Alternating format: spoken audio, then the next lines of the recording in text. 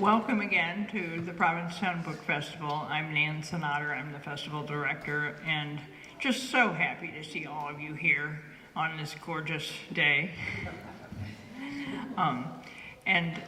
Just as always happens for me with the festival, just high as a kite from the wonderful energy that we get from you guys and from these guys. And I'm just going to turn this over to Frank Billingsley, who is a friend of the library and is going to introduce our guests. Thank you,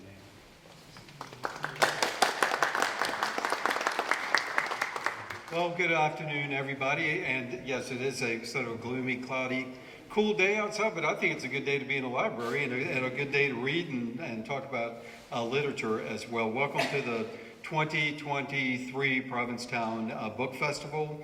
And we have to thank Nan. The applause was definitely for you because Nan works so hard as the director of this festival, and it's amazing what she and the volunteers and the library pull off each and every year. So let's give Nan a round of applause.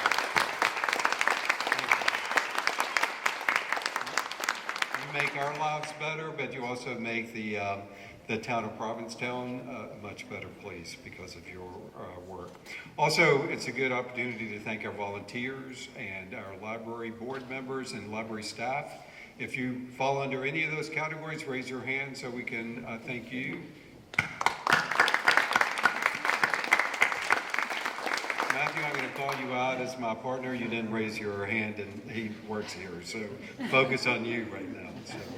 And also, we need to pause for a moment and think about our sponsors, because without sponsors, this would not happen. So keep a note on our sponsors. They're in the program and posters, so please recognize them as well. Today's session is wonderfully titled Body Switches and Sea Creatures, Speculative and Experimental Writing. And I think this promises to be a real adventure for all of us here today. Sabrina Imbler, on your far right, is author of How Far the Light Reaches, A Life in 10 Sea Creatures. And it's only appropriate we're here. We were talking earlier with a big boat behind us like that. So, and also, we'd like to welcome McElroy, author of People Collide. So let's give them both a round of applause and a warm welcome. Both of these authors are very impressive, and I think we're very fortunate and lucky to have them here as part of the book festival, and I know they too will enrich our lives as part of this experience today. So thank you both for being here with us. Sabrina is the author of How Far the Light Reaches and is a graduate of nearby Brown University, where they were chosen as one of the 2 graduating seniors. I did some research on you. This is impressive to me because I barely graduated, and you were one of 2 graduating seniors to speak at the commencement in 2016. That was impressive to me, yes. Sabrina has received numerous fellowships and scholarships and is currently a staff writer at Defector. Defector is an employee-run sports and culture website where they cover creatures of the sea. Sabrina loves the ocean and is a science and conservation journalist.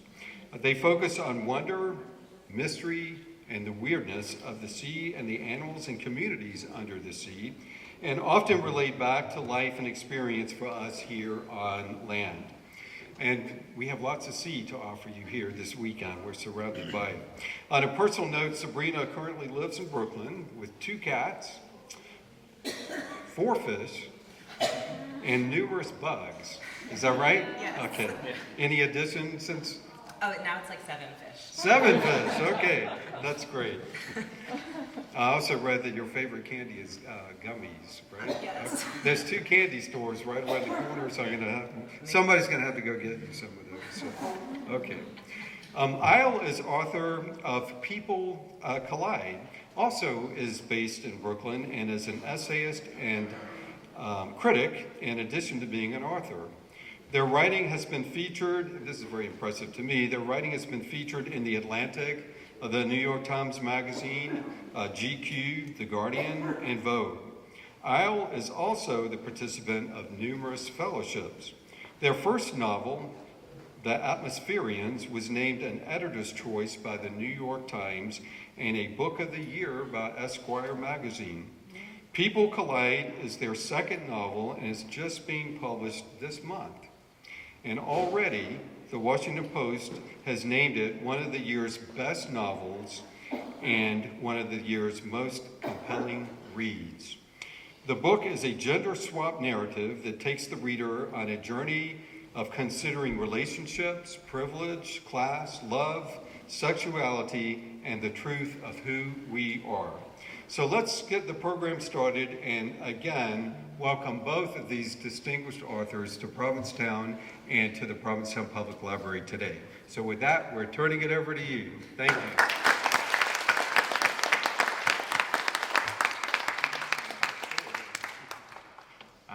Thank you so much, Frank, and for teaching me so much more about Sabrina. And thank you, Nan. Thank you, Jan, who's maybe, oh, hey, for picking me up at the airport. And thank you, Sabrina, for doing this with me. I'm excited. So my novel, People Collide, came out this week. So if I run out of words, it's because I'm very tired. But this book is about a husband and wife who swap bodies. The wife in her husband's body goes missing and is told through the perspective of Eli, who remains in her body and is trying to figure out what to do about this. So the scene that I'm reading is after he has recently discovered what has happened and he's wondering what to do. I spent the day hunting through the apartment for some tuggable thread that might loosen this fantasy. Perhaps Elizabeth had left a note for me in the cupboard, or beneath the mattress, or behind the single-framed print of Matisse's Red Studio, which she had hung in her bedrooms since childhood. But I found nothing, and I ended the search frustrated by the unfamiliar dimensions of Elizabeth's body. I now needed to stand on the stool she used to reach the top shelves in the cabinets. I needed both hands to upend the mattress. My arms, comparatively hairless, seemed slippery when I grazed my skin. I removed her bra eagerly and not without guilt for having never known this feeling, the freedom she sought at the ends of long days. What is a body but limits? At 28 years, I'd grown accustomed to my personal limits, the places I couldn't fit, the clothes I could no longer wear, the objects I could carry and for how long, the cans I could retrieve in supermarkets from unobtainable shelves. I stood a sliver under 6 feet, and, for the time being, all that knowledge I'd gathered was as useless as a rumor I couldn't confirm. I remained in front of the mirror as night washed off the day. In our bathroom, where the shower head hovered over the toilet scrunched next to the sink, I studied Elizabeth's face as if I might will it back into my own. Before leaving the States, she had cut her hair into a severe bob that she found unnatural, so unlike the wavy, marker black hair she kept our first 3 years of dating. But so close to her, I found it suited her better than her long hair ever had. It fit snugly against her cheekbones, her skin pale and artful inside the frame of the bob. I've been buzzing my hair for years out of convenience and economy, and I enjoy the novelty of tucking hair behind my ears and letting it flop free. I smiled repeatedly, impressed by her teeth, so loudly white compared with the dull, coffee-stained yellow of mine. She was beautiful in an exacting way, the way a sketch could be beautiful. Her neck was generous, thin, her breasts small, her nose tilted slightly upward, eyes sea glass green.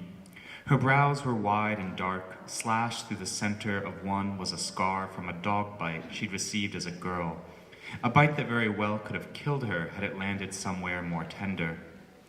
If I had been asked to remark on these attributes a week earlier, if, say, Elizabeth had gone missing, her and her body, and I had to file a police report or describe her face to a sketch artist, I would not have been able to rattle off many of these features. Did I know her eye color? Did I know that her earlobes were attached? Of course, on some level I did, because I recognized her. Every morning I would see her in the kitchen or bed, and without thinking, I would accept that yes, This was her. This was my partner. But I don't think that I had ever effectively studied her like I did then, and I found the act unnerving and erotic. She was entirely new and alien to me. There were other things that I could have done, other experiments and boundaries to test, all the fun stuff from TV shows and movies where people swap bodies. As a child, I watched a short-lived sitcom about a pair of men who live with a woman above a pizza parlor. It lasted 2 seasons at most, and the only episode I remember is a Halloween special where the hornier of the 2 men trades bodies with the woman. His first impulse as her is to enter the bathroom and ogle her breasts, which were suddenly hers. He is not shown in the bathroom, but after he exits, the woman, as him, chastises him, as her, and the laugh track cascades while he, as her, knowingly eyes the camera. Even as a child, I considered it a lurid display of manhood. The guy grossed me out. His actions were so puerile and predictable. They drew a fence around what I allowed myself in this new body. I did not call my mother or Elizabeth's parents. What could I tell them? That I had become Elizabeth? Her mother was a therapist. She would have me committed if I said such a thing. I needed to learn more about what had happened before I went to them. I waited for some sign of Elizabeth to appear, for her voice, as if emerging from a swallowed locket, to speak over mine, but nothing of her existed inside me. There were only my recognizable thoughts. Eventually, I realized that my phone was not in the apartment. I assumed it must be with her, whom I assumed was inside my body, which I hoped was dressed in my clothes, or anyone's clothes, or at the very least, or very best, enjoyably nude. I called myself using Elizabeth's phone, but after 10 or so tries, the calls rushed ringless to voicemail, either a sign the phone had died or that she had blocked my number. I tried to will myself to sleep with 2 full doses of NyQuil and 1 melatonin. I didn't want to sleep. The smart thing seemed to be to stay up all night, ready for a message from Elizabeth, but I wanted to believe that sleep might set everything right. I even settled onto the couch, where I normally slept, to create perfect conditions for returning to my own body. I'll stop there. Cool, thank you.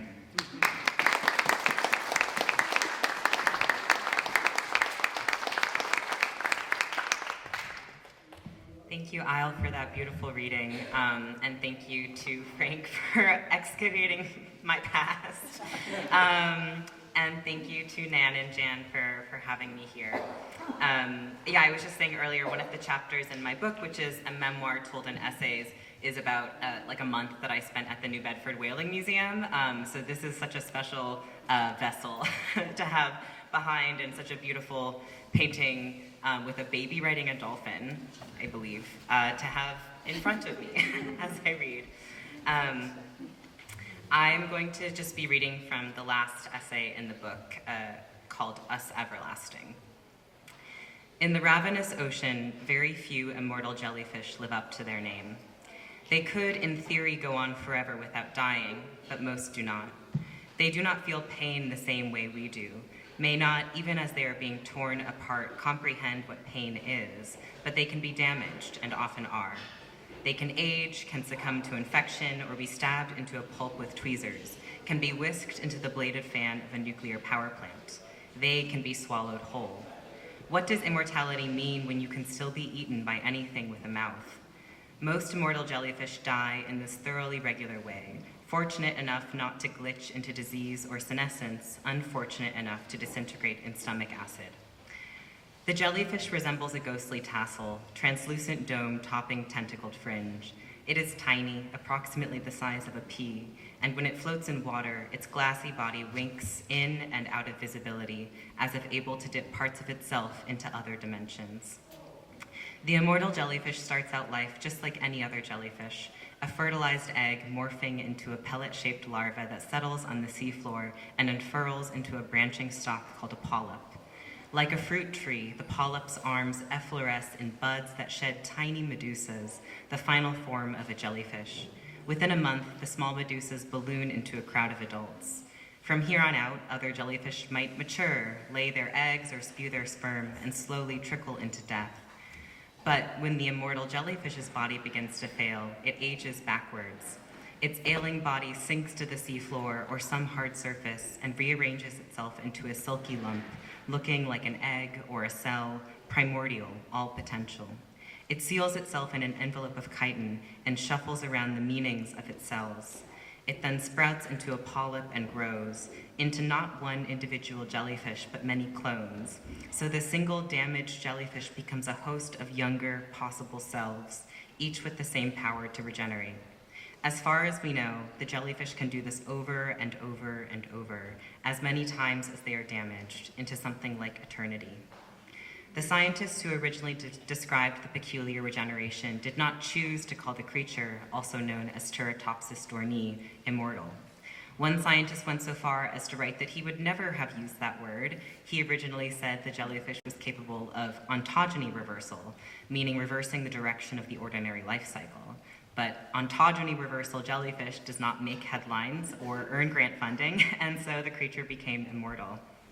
The jellyfish does not know it is immortal, nor would it long for such a thing if it were not. Jellyfish do not long for anything. They never feel out of place because they do not feel. Some scientists say this biological simplicity may explain the jellyfish's immortality, a kind of evolutionary trade-off. When I read this, I understand. If something intelligent were ever given a second chance at life, it may never want to grow up. Like millions of other mortal beings, when I learned about the immortal jellyfish, I envied the animal. It wasn't the immortality itself that I coveted, but its mechanism. Our traditional notions of immortality are so languorous and passive. Jessie Tuck, the everlasting teen, sips from a magic spring and stays 17 for eternity, just like Edward Cullen from Twilight. I grew up thinking of immortality as something won with a drink or a bite or a pill, a static and irreversible state of being. But the immortal jellyfish has no notion of these tepid forevers. Its immortality is active.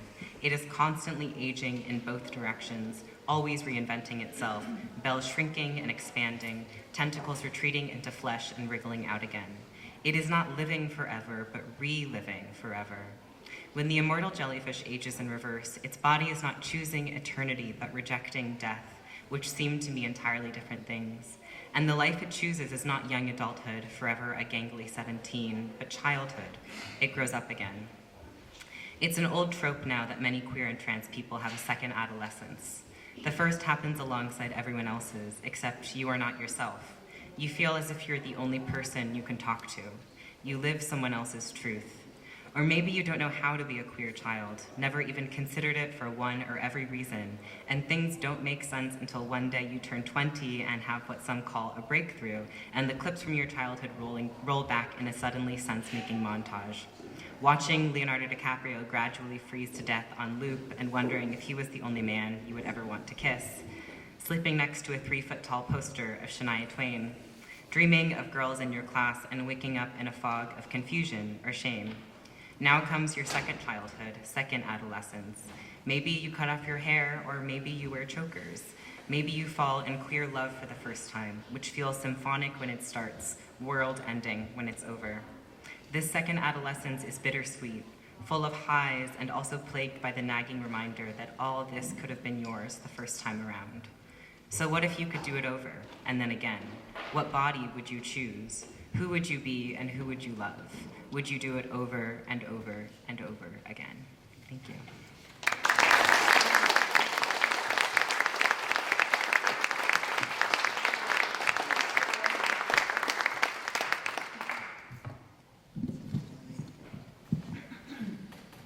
Well.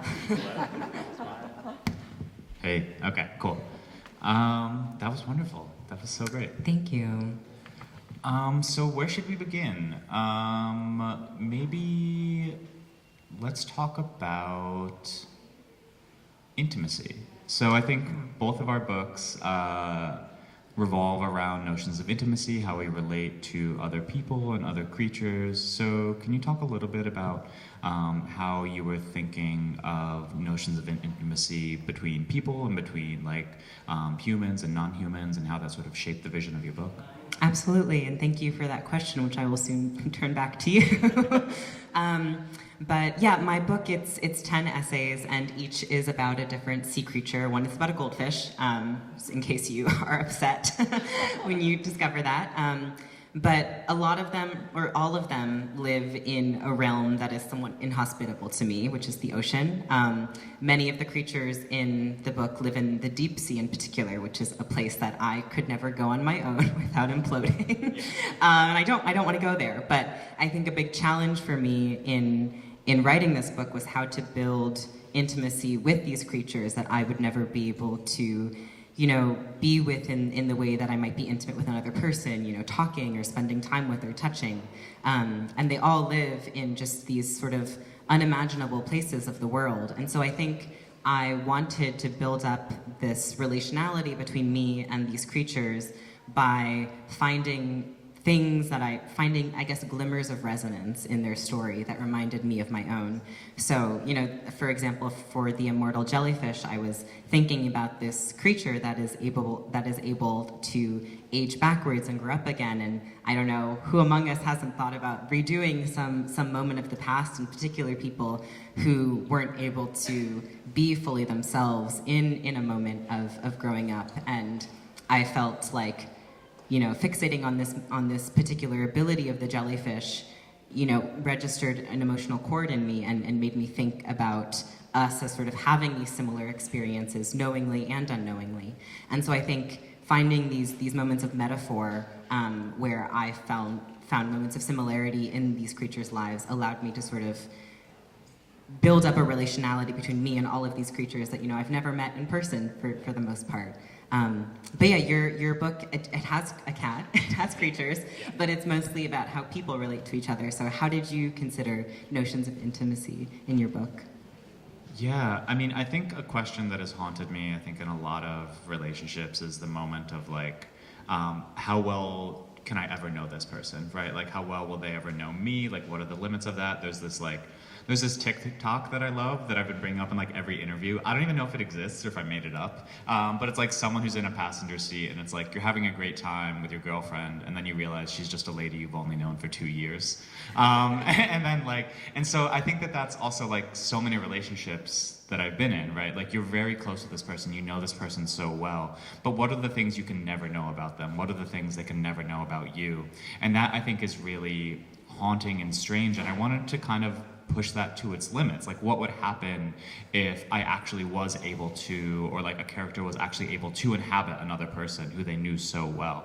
So in this book, Eli inhabits his wife Elizabeth's body, and what he finds is that there are still so many limits of what he can know about her, right? Like what is it to, like even if given this full access of ostensible intimacy, what can you still, like what are still like the walls that cannot come down? And I think it's really important to have those sort of barriers as well too, right? This full access to another human being sounds like terrifying. Like that, like I think that's what like, you know, like omniscience is, and like I don't actually want that with another person. But I think something about it can seem really like flattering or appealing. So I really wanted to live inside like that tension of intimacy for this book, of both like the desire to know so much more about another person, and then understanding that desire is often based on what we can't ever know about a person, and that knowing that our relationship and our understanding is going to continue to change,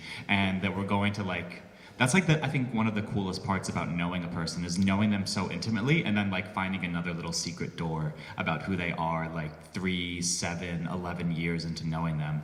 And that's like really exciting. And I think the book is sort of balancing on that, right? Like how much do I want to know? What can I know? How much do other people know about me and how we're like reflected back? But I don't know, I mean, discovery I think is so interesting. Like thinking about like this, that you're curious of creating a relationship with creatures that you could never know, right? And like I wonder like what is the like appeal of that pursuit? Right. Yeah, I mean I think my book and my general writing, I'm very interested in creatures that we traditionally call uncharismatic. So like charismatic megafauna would be a panda or a whale, and I love them. But I'm also interested in a salp, you know, which is a kind of gelatinous zooplankton that exists in like huge chains in the Atlantic. Do they have a face? No. Can you touch them? No, not really, unless you're, I guess, in the ocean with them. But I think it's so easy to build intimacy and empathy for creatures that have faces, that are fuzzy, that you can see in a zoo or keep in your house or something, but so many creatures that we can't easily keep or shouldn't easily keep, also deserve our care, and I think often get short shrift in conservation because, campaigning to save some kind of bivalve is not going to be as easy as, we got to save the axolotl. It's got that little smiling face. And so I think it is a duty that I feel to help people build connection with creatures that you might never encounter in person, particularly in the deep sea, which is a region that has always been very inaccessible to us, but is becoming increasingly accessible, and a place that we are now interested in mining and disrupting these ecosystems that have existed for a really long time without us. What that makes me think of is the role of charisma. Maybe this isn't how it's thought of as uncharismatic, right? But that charisma is also storytelling, right? And so what are the creatures that we can tell a story about, right? How many children's books are there about a cute panda or a cute elephant or something like that, right? And creatures, it's easier to tell the story. That's such a great point. It's so easy to tell a story of a creature that has a life history similar to ours, right? Like an elephant, it's born, it's a baby, it looks like a baby elephant, and then it just becomes a big elephant, and it lives in a society just as we do, and then it dies.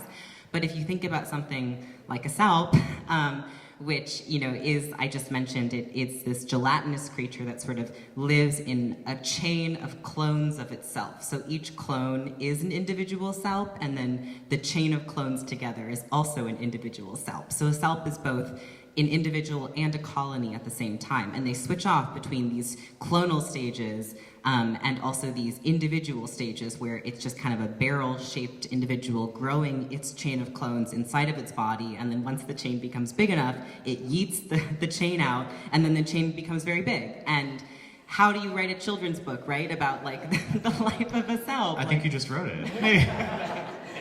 But it's harder, and I feel like that gets at this thing that you mentioned earlier, this question of unknowability, and what will just sort of always be fundamentally unknown to us as individuals. It's one of the driving questions of biology, right? What is a creature's experience? Everyone has a different perceptual world. A bat experiences the world so much differently than we do, but also the experience of another person is so different from ours. And I feel in the realm of the unknown, that's where we can get fun and speculative. So I wanted to ask you about the experience of writing into and imagining the experience of inhabiting another body and experiencing the world through their eyes and ears and other holes. Yeah, it's interesting because it's the type of thing that's when I've been thinking about this book, it seems more complicated, but it's actually something writers, especially fiction writers, are doing all of the time, right? And there was part of me that stepped back and looked at this book and was I wrote about writing, this wondering, how do we know what another person is experiencing, I think is a basic question of moving through the world.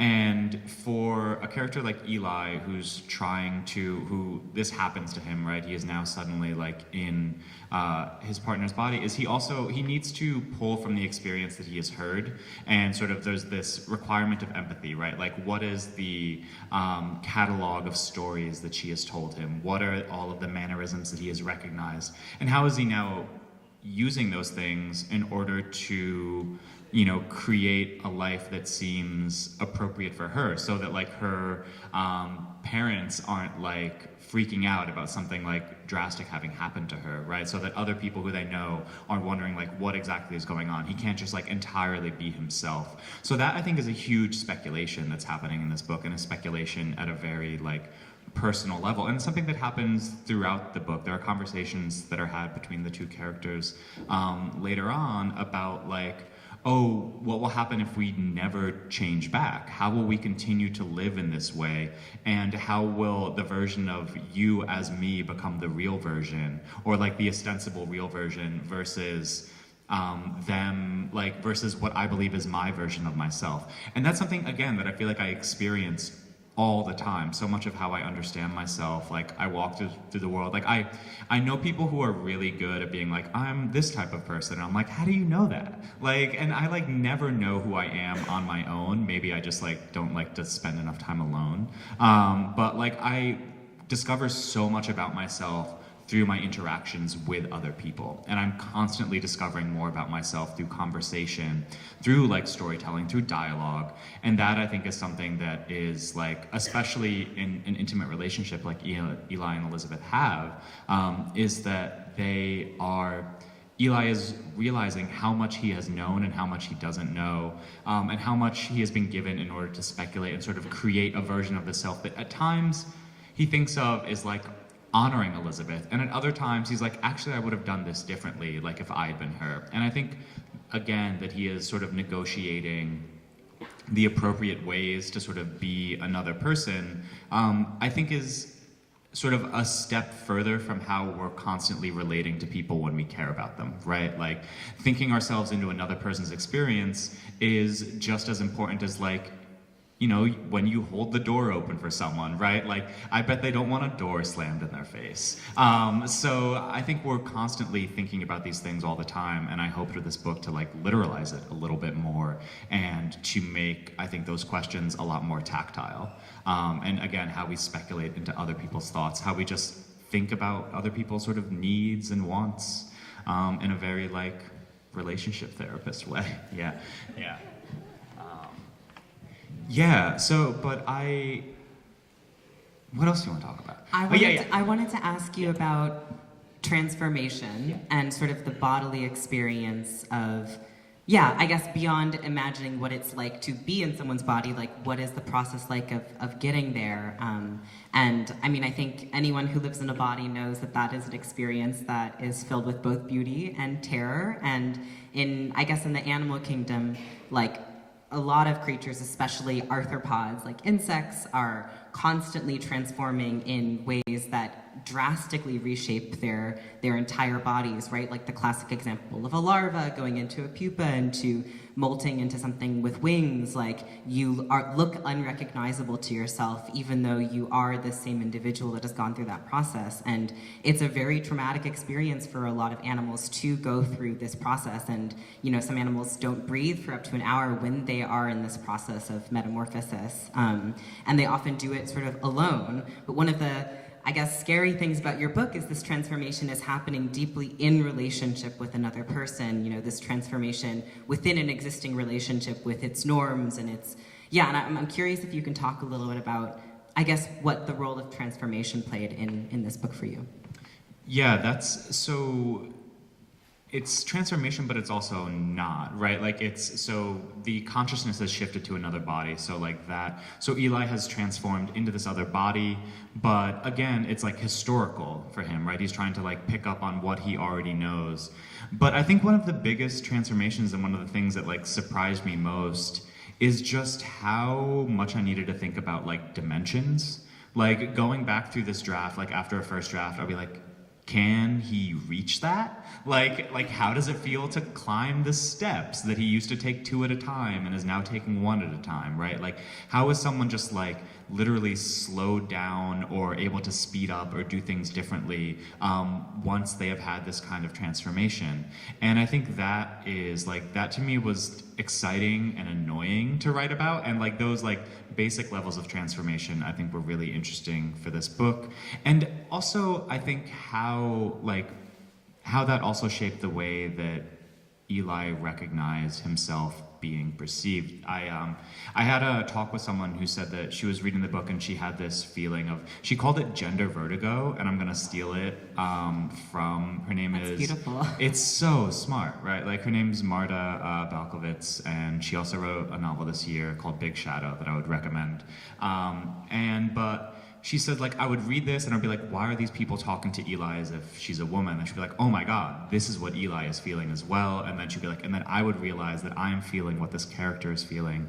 And that, I think, level of transformation was really important for this book in a way that I wasn't very conscious of it while writing the novel. And I've become extremely new agey in the process of writing this book, where like afterwards I'm like, thank God I didn't have any of these themes in my head while I was writing it, because they would have been so bad if I like knew what I was writing about, but because they were much more subconscious, then I was able to engage with them on a much more natural, like less heavy-handed way.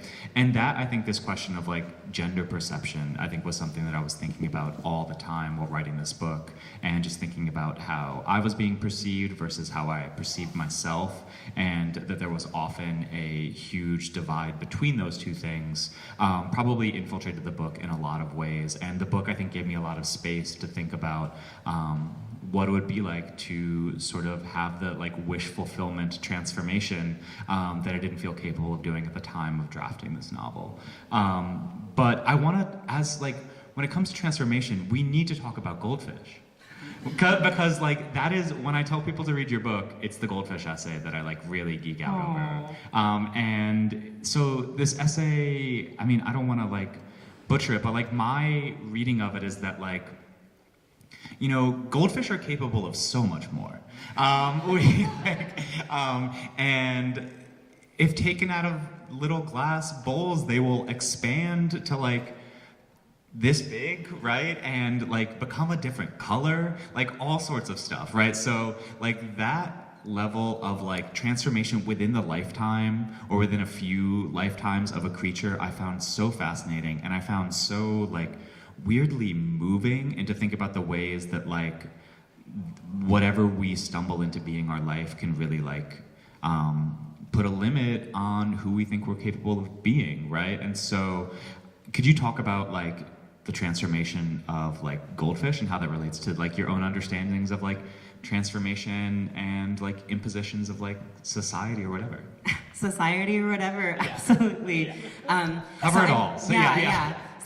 So we often think about, I guess, changes in biology as happening like on an evolutionary timescale, and that's true for a lot of things. It takes millions of years for something to, you know, a fish to grow like a little fin that could stand up a little bit, and that's such a tiny change. But the first essay in the book is about goldfish, and it's specifically about feral goldfish, which is the name of domesticated goldfish, you know, that you might see in a Petco or another pet store that has been released into the wild and is now just thriving on its own terms. And as a kid, I had a goldfish that I got from like a science experiment or something, and it lived in this little bowl, and I would just look at it, and I was a depressed kid, and I would look at my depressed goldfish, and it was supposed to give me sort of this sense of wonder, right? I love fish. I was like, this is gonna be a perfect pet, and I felt so sad, and so I eventually freed it in my local pond. And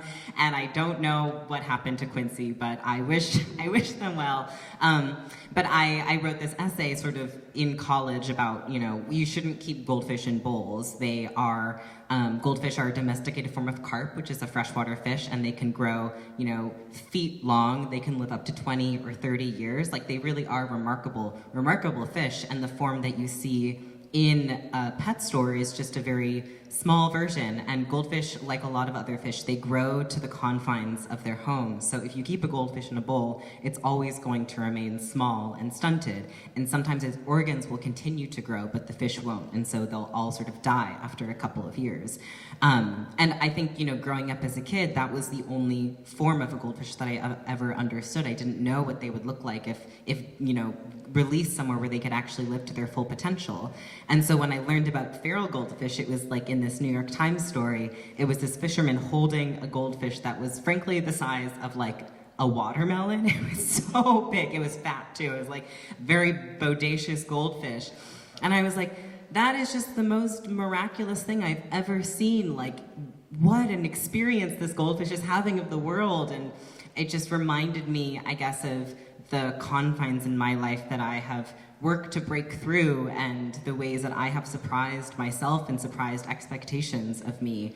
And, you know, feral goldfish are not technically good for the environment. They really are so good at eating that they just eat everything, and the native species don't thrive as much. But I just couldn't help but feel deeply moved, right, by this goldfish's transformation and the ways that it sort of became unthinkable to itself. And I think that was a question that I had in writing this memoir, in thinking about what are moments in my life that I have become unthinkable to myself, and what was the joy and the surprise and obviously the queerness of those experiences. Yeah. Yeah, I mean I think how that closely sort of relates to my book is like there's a real class divide between Eli and Elizabeth in my book, and Eli comes from a much more working class background. Elizabeth is a child of artists, and there are many times when Eli is like, oh, like I have stumbled into this life like by accident, right? That like by attaching to someone who is sort of headed in a different direction by like, they're both writers, but Eli does not have any accolades or anything like that. So I do think there's oftentimes like how they do see, like Eli is still in the fishbowl in a lot of ways, and was given an opportunity just sort of like plucked out of it. And that too, like how I think both of these characters, I think something that Eli really gets out of this and something I was thinking about in this book is like questions I've been asking, like why don't they try to change back immediately? And it's like, well, they both get something out of it, right? Like for Eli, he gets the assumption that he is the sort of talented artist for a while, and that I think for him is really appealing, even if he doesn't want to like immediately admit that to himself.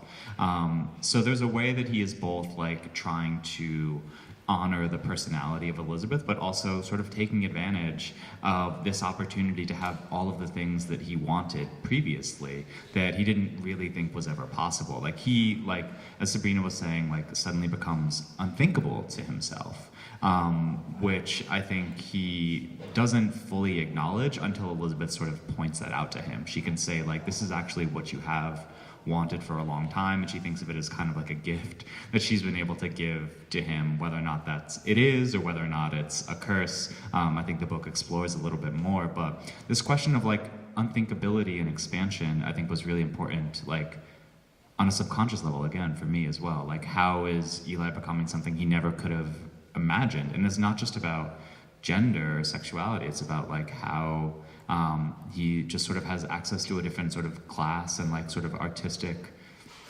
competence that he didn't previously have otherwise, even if he hasn't actually done anything differently, right? Like I don't think it's made him a better writer, but like the assumption is that it would, because of how people will then perceive him. Yeah. This is a little bit of a stretch, but something that I keep thinking about in relation to sort of like being one thing occupying another body is parasitism, and it's reminding me specifically of these parasitic worms called trematodes, which need to pass through several different animals to complete their life cycles. So there's a famous one I think called like the disco worm trematode that basically burrows into a snail and then occupies the snail's two like eye stalks and sort of pulses almost, it looks like a maggot, like it looks like the snail's eye stalks have become two maggots, like juicy pulsating maggots, so that the snail can be eaten by a bird because the trematode needs to reproduce in the stomach of a bird to complete its life cycle. So I guess that's... You said they were uncharismatic. That's so, yeah. This disco worm? Yeah. Yeah, I mean, what is it like to be a disco worm in the body of another is a question I think about a lot. Yeah, I mean, but I also think like we're doing that all the time, right? Like I think especially like how you talk about like in the book, especially like coming to terms with like queerness, right? And especially if maybe you come out like later in life, right? I think there's this real, like, I'm imagining like when cartoon characters run really quickly, right? Like that's sort of like how it feels. Like I need to like catch up really quickly for like how to be like a queer person, right? And like I came out fairly late in life as well too, in this sense of like how do I model myself after people like immediately, right? And I think there is something, I think parasitic is probably the most pejorative way of thinking about it, but I think that there is a need to sort of like pull from how other people are able to live, and I found that like, I think especially, I think when I was much younger and I felt like I was, I found like your essay so moving, like what you read from, right? Like just thinking about how, I don't know, I'm spacing a little bit, but like just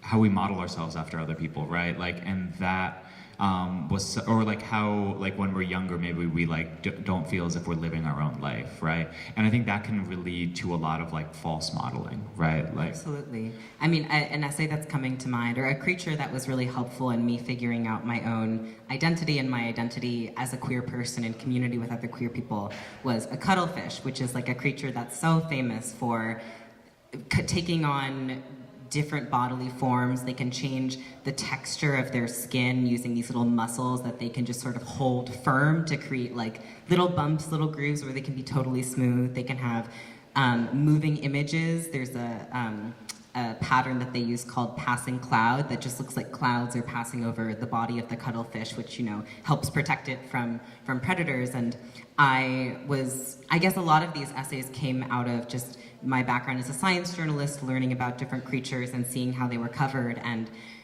something that happened a lot in the early 2000s is whenever scientific magazines would talk about cuttlefish, is they would always say, devious cuttlefish dawn drag to like secure a mate. And it's like, what's so devious about that? Because, you know, cuttlefish, there are male cuttlefish that they will make half of their body appear female so that the dominant male is not threatened by their presence, and then the other half of their body will appear female so that the female, or the other part of their body will appear male so that the female cuttlefish will be receptive to mating. And they're called sneaker maters, which is also very pejorative, but I'm like, this cuttlefish is doing incredible things with its body. It's not, you know, and it's also a very fluid sense of sort of moving in and out of these different presentations. And I was really frustrated by all of this writing that, you know, called it a disguise, called it camouflage, called it all these things, which is like, it's suggesting that this isn't also just as true for the cuttlefish to be in this state as its other states. Well, that's like a big question about authenticity, right? Like, I mean, this notion that someone can be like an authentic self that will like never change, right? It's like, I think like when, like, this notion that like, oh, be your true self, as if like from baby to like 80, you're like still the same person, right? Like have the same voice or whatever, like something like that. But like we're always, I think, reacting to other people of like who we want to be, right? And I think it would be weird. I think the people who can be authentically singular through every moment in their lives probably just haven't had to shift like in any sort of way to survive, right? So I think this question of authenticity, like, and that like any, let's say, like, separation from pure authenticity is immediately thought of as, like, devious, I think is just, like, a failure to understand what it actually means to sort of be authentic and evolve and grow and, like, have a life that you're, like, revolving or, like, evolving in relationship to other people, right? And I think that's also sort of, like, the fun of being around other people is, like, picking up a mannerism, right? Like,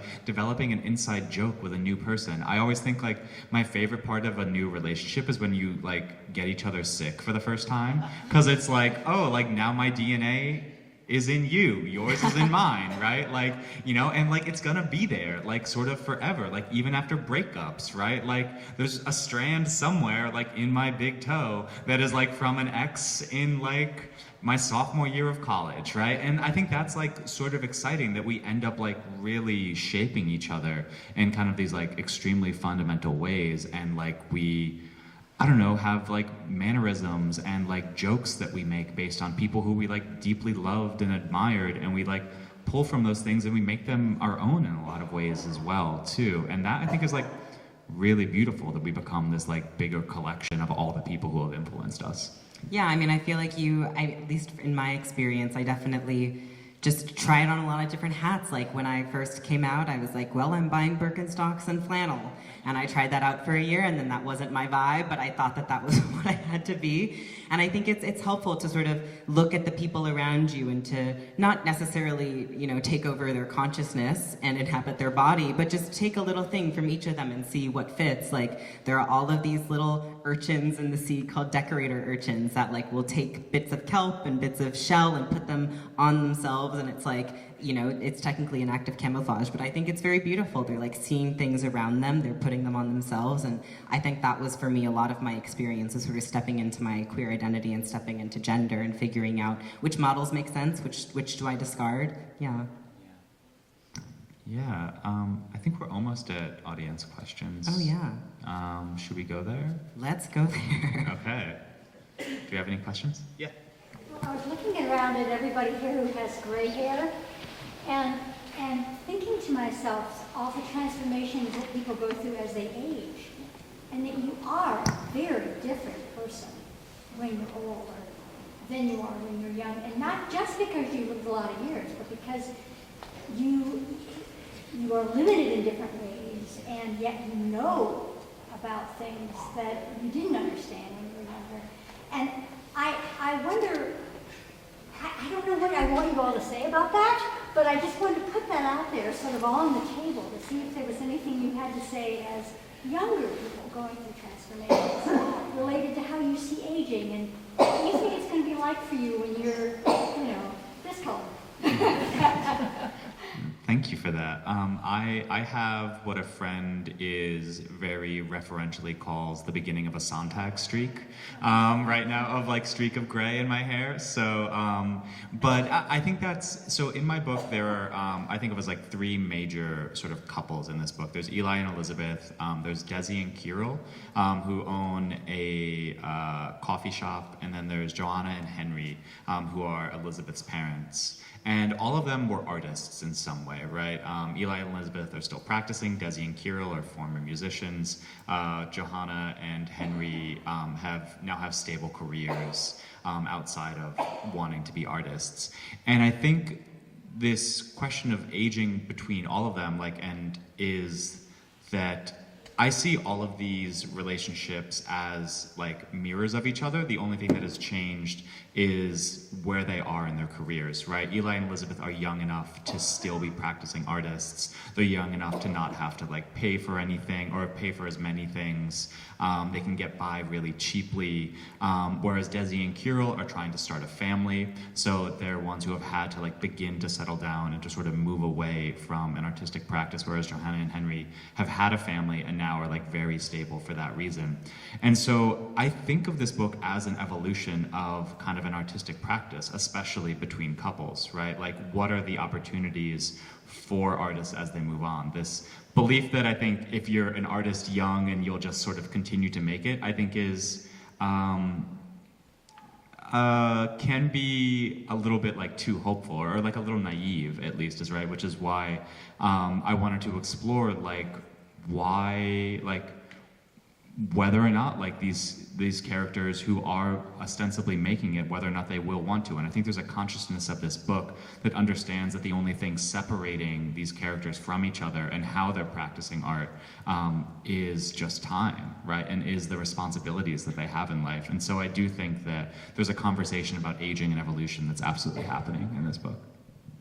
Yeah, thank you for that question. I think the question of aging makes me think about whales as, very long-lived creatures. Although I think the longest-lived creature is the Greenland shark, which lives to about 400 years, and is actually almost totally blind for most of its life because there are parasitic copepods that just parasitize both of their eyes, like very early on. But they don't need sight because all they do is they, sense around with their other senses. But I think about in the lifespan of a Greenland shark that is alive today, like at 400 years old, like what memories does it have that totally transcend like our own human experience? And I think about killer whales, which are one of the few other species that experiences menopause, where females are post-reproductive but still leading their pods and sharing culture and knowledge. And there is I forget, Grandma, I think, is the matriarch of one of the Pacific Northwest pods, and she is a titan. She's been around forever, and she teaches her sons how to hunt. She teaches her daughters how to hunt. Like, she passes down all of this knowledge. And for these, whale societies, these elder whales are absolutely integral to the survival of the pod.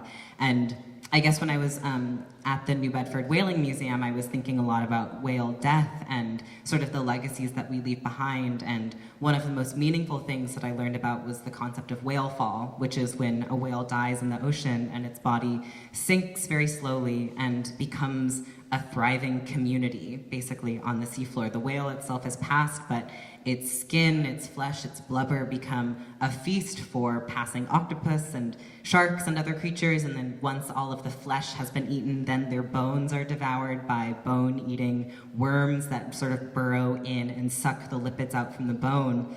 And then even once all the organic material is done and used up and eaten by these other creatures, the whale's bones themselves become like islands on the seafloor, because most of the seafloor is just mud and silt, and if you are a sponge or an anemone or something that needs something to stick on, you can't really stick on to sand. And so any kind of rock or hard surface or bone, like that can become a deep water reef. And there are, these ROV surveys that scientists will send cameras down and just sort of survey like vast patches of the deep sea floor, and they see whale bones that are millions of years old that have been encrusted with manganese and other chemicals, or other minerals that sort of create like this coating over the bones themselves, and they're just little anemones just like sitting on the bones of a millions of year old whale. And I think about that, and it's just like, what an immense experience of the world to still be so integral to like other people's lives, like even after you are long gone. So yeah, I don't know, whales are super cool. Yes. As you were talking, I was thinking of the word empathy, which is where you get in the other person's shoes to understand them better. But it sounds like you're getting in their shoes to understand yourself better. So can you talk about that contrast? Yeah. Oh, what a good question. I need to admit, I'm gonna let everyone in on a secret that whenever someone says "what a good question," it's because they're thinking of an answer. It means we haven't been asked it before. Yeah, exactly. Yeah. So I mean, I do think that a lot of empathy is, again, the negotiation of how you get in touch with yourself as you're trying to understand another person, right? So it is so commonly thought of as like, will I be able to like actively understand what this other person is going through? And I think that that is a very valiant sort of effort, but I also think what we oftentimes feel, or what I oftentimes feel in empathy, is like, again, my own limits of like what I can ever truly understand about another person, that my experience is going to be so drastically different because I wasn't, even when I have the same exact birthday as someone, have a very different experience from them.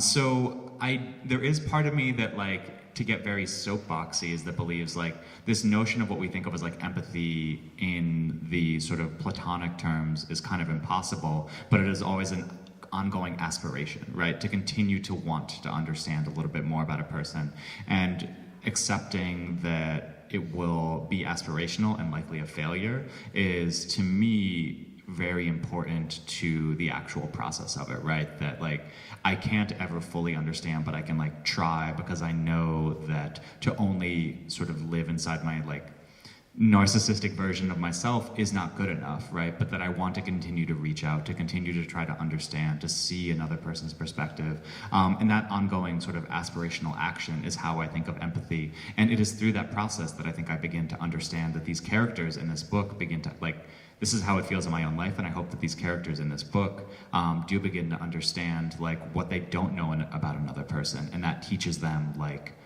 oh, this is who I am, this is what I can't do, this is what my limits are, and this like teaches me more about sort of myself.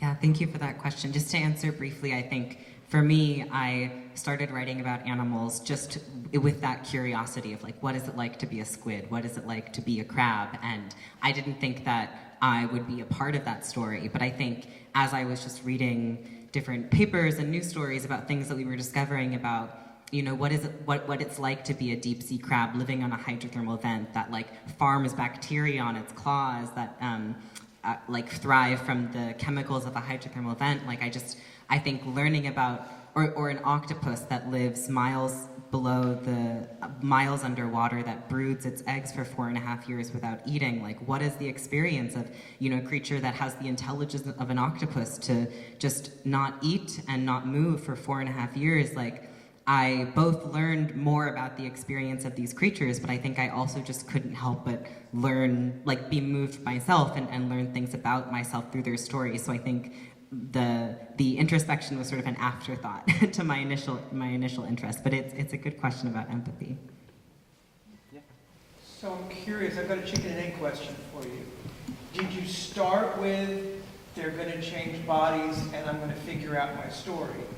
Or was it a story about people and relationships and changing bodies is how you got there?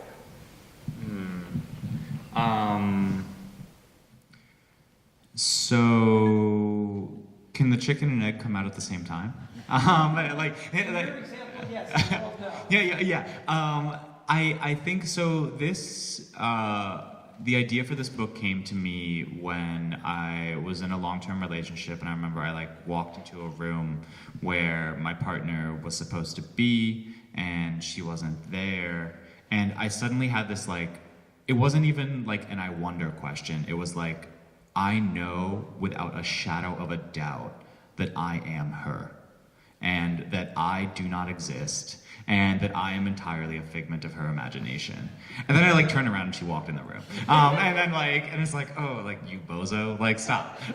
But like that feeling haunted me like for a long time. And that was in like 2015 when that happened. And I just sat with that feeling and I think that to me was the beginning of a metaphor for how a relationship can sometimes feel when you become like really, really entwined with another person, right? Like again, I had this moment of I was losing track of myself in this relationship. And I think the body swap was an opportunity to engage with that question, to engage like, where in relationship do I begin to lose track of myself and become this other person? And how do we do that, again, I think on a very basic level with other people in our lives? Like we pick up jokes that they say, right? Like I know in relationships, like there's, again, like just sort of inside comments that I make, things that I now know. My partner, she works in wine, and I know so much more about wine now because I've been dating her. And now someone can talk to me who doesn't know I'm dating her, and I can say things about wine, and it's only because like I know her, right? Like it's not because like I did this on my own. And that I think is like how we're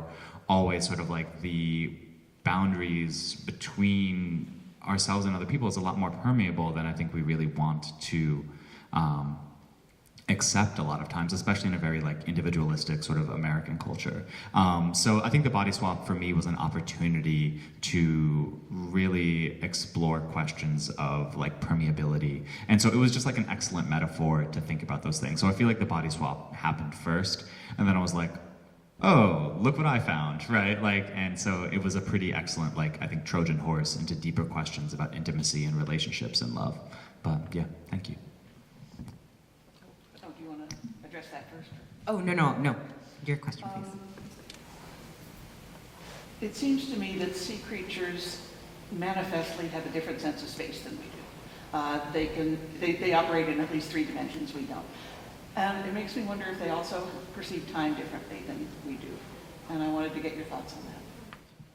That is a huge question. And I think I don't know what their experience of time is, to just, first put that out there in case anyone is hoping for a concrete answer.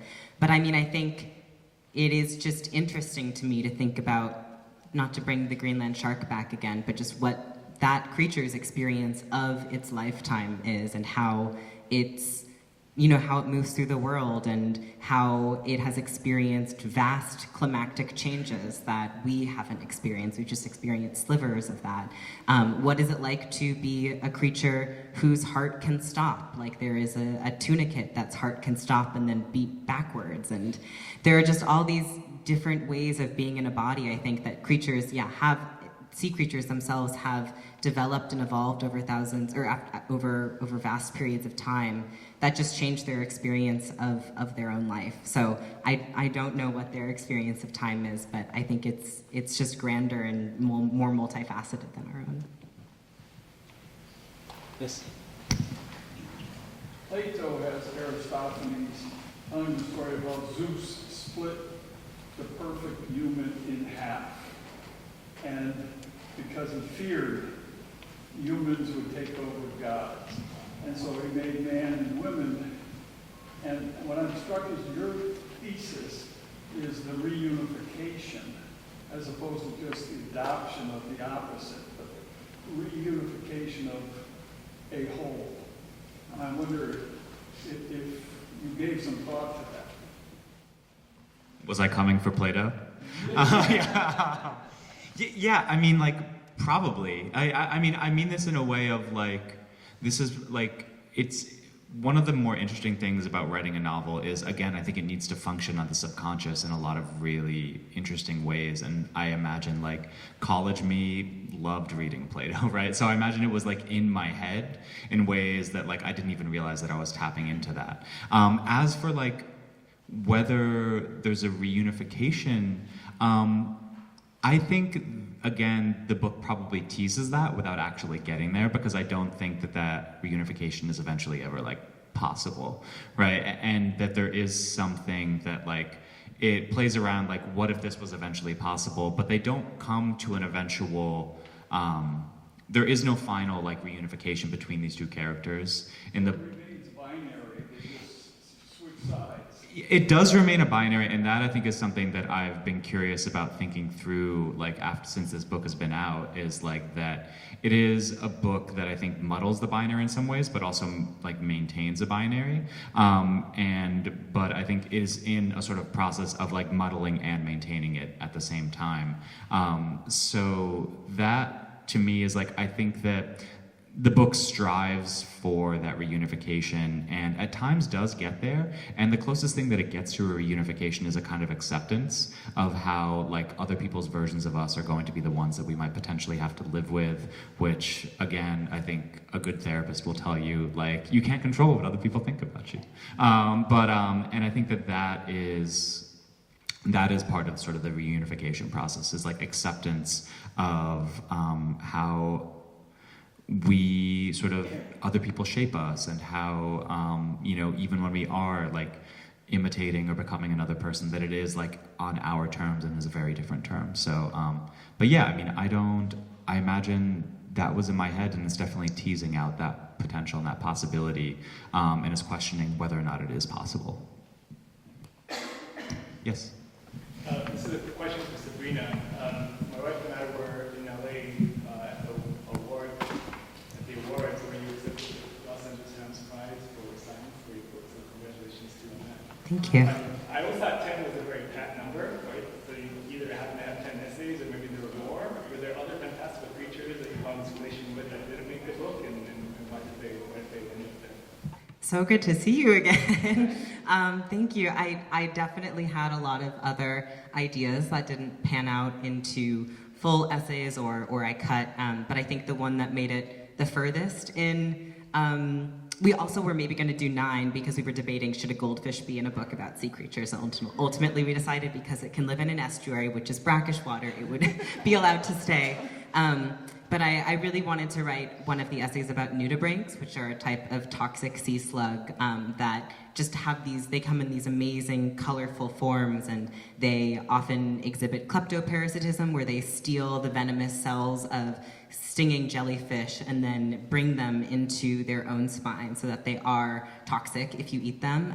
There is a species of sea slug that has a symbiotic relationship with algae that live in its back, and so the sea slug can basically live off photosynthesis that it isn't doing, but the algae itself is doing. And there was this one sea slug that I saw that was basically white and had it was yellow and it had these little white tips, and it looked to me like Guy Fieri. And so I wanted to write an essay about sea slugs and Guy Fieri, but there actually wasn't much more there than just the resemblance that I saw. So that my editor very kindly said, let's leave this one on the cutting board. I think that's a wonderful place to end. Yeah, thank you so much for all of your questions and for coming.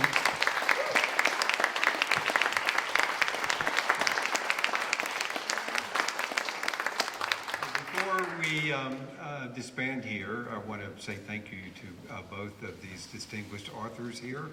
And this has been a very thought-provoking conversation and experience for me, and I'm sure for other people here as well. So if you'd like that experience to continue, we have books for sale just around the corner. I don't know if you'd be willing to sign any of the books or not. Yes? Absolutely. And stick around maybe for some meet and greets, but I just wanted everyone to know that we have books around the corner for sale as well. Thank you again for attending.